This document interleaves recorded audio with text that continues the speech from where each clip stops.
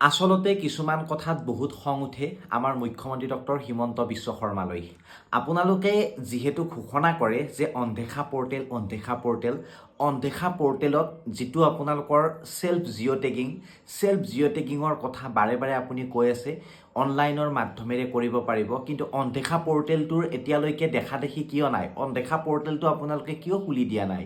মানুহে এতিয়া কুৱেশ্যন কৰি আছে যে কেতিয়াকে খুলি দিব, কেতিয়া অন্ধেখা পৰ্টেলৰ জৰিয়তে আমি সেল্ফ জিঅ' টেগিং কৰিব পাৰিম। আমাৰ ঘৰলৈ জীৱিকা সখী বাইদেউ অহা নাই, আমি ফোন কৰিছিলোঁ, কৈছে বোলে শেষ হৈছে এতিয়া জিঅ' টেগিং কৰা।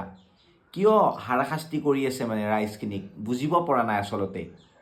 কিয় মানে এনেকুৱা কৰি আছে? বহুত দুখীয়া দৰিদ্ৰ পৰিয়াল আছে এতিয়া জিঅ' টেগিং কৰিব বিচাৰি আছে, কিন্তু তেওঁলোকে নেজানে, মানে তেওঁলোকক কিছুমান যি টি কথা কৈ দিয়ে জীৱিকা সখীয়ে।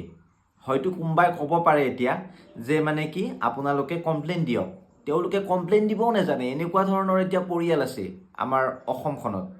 গতিকে এবাৰ ভাবি চিন্তি চাওকচোন আপোনালোকে প্লিজ অনুগ্ৰহ কৰি এই যিটো অন্ধেখা পৰ্টেলটো আপোনালোকে খুলি দিয়ক, কাৰণ বহুত মানুহ অসুবিধাত পৰি আছে এতিয়া।